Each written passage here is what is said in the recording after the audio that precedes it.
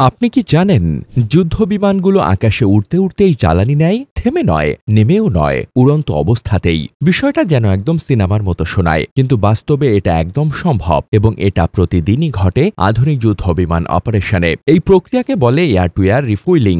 এই পদ্ধতির মূল উদ্দেশ্য হল যুদ্ধ বিমানকে বেশি সময় ধরে আকাশে রাখতে পারা, যেন তাদের মিশন দীর্ঘায়িত হয় বা দূরবর্তী লক্ষ্যবস্তুতে পৌঁছাতে পারে। যুদ্ধ বিমান সাধারণত ছোট এবং হালকা হওয়ায় তাদের জ্বালানি ধারণ ক্ষমতা কম হয়, তাই দীর্ঘমেয়াদী মিশনের সময় মাঝপথে জ্বালানি ভরার প্রয়োজন পড়ে। কিন্তু যুদ্ধক্ষেত্রে বা শত্রুপক্ষের এলাকায় বসে জ্বালানি নেওয়ার সুযোগ নেই, তাই একমাত্র উপায় হল উড়ন্ত অবস্থায় জ্বালানি নেওয়া। সাধারণত যে কোনো যুদ্ধ বিমান পর্যাপ্ত জ্বালানি নিয়েই যাত্রা করে। এরপরও বিশেষ পরিস্থিতিতে জ্বালানি শেষ হয়ে যেতে পারে, তখন পাইলট সাহায্যের আবেদন করেন। ফুয়েল নিয়ে তাদের সাহায্য করতে আসে অন্য একটি বিমান। মাঝ আকাশে এক বিমান থেকে অন্য বিমানে ফুয়েল স্থানান্তরের এই পদ্ধতিকে বলা হয় এরিয়াল রিফুয়েলিং।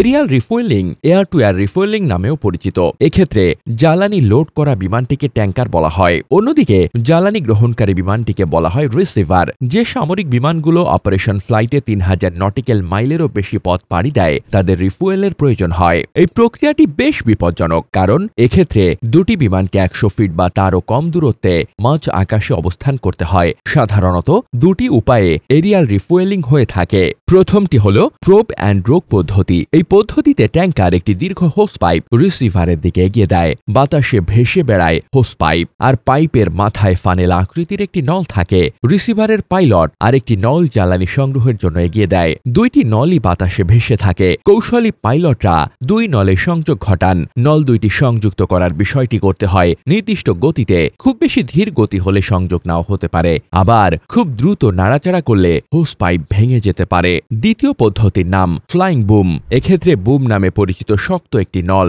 দুইটি বিমানের মধ্যে সংযুক্ত করা হয়। একজন বিশেষজ্ঞ অপারেটর রিসিভার বিমানে নলটি সংযুক্ত করেন।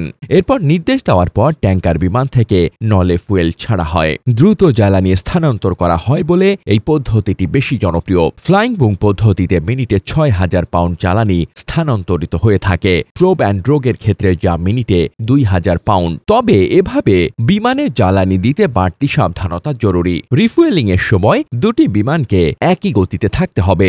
গতির কোনো পরিবর্তন হলে ফিলিং ডিভাইসটি স্বয়ংক্রিয়ভাবে আলাদা হয়ে যাবে, কাজ করা বন্ধ করে দেবে। সেক্ষেত্রে আবার নতুন করে সংযোগ স্থাপন করতে হবে। এরিয়াল ফুয়েলিং শেষ হয়ে গেলে ট্যাঙ্কার ফুয়েলিং ডিভাইসের পাওয়ার বন্ধ করে দেয়। এরপর বুম বা ড্রোগকে রিসিভার থেকে আলাদা করে নেয়। এরপর ট্যাঙ্কার বিমানটি ল্যান্ড করে। রিসিভার বিমানটি জ্বালানি পূর্ণ হয়ে গন্তব্যের দিকে এগিয়ে চলে। বিশ্বের উন্নত বিমানগুলো এসব প্রযুক্তি দীর্ঘদিন ধরে ব্যবহার করছে।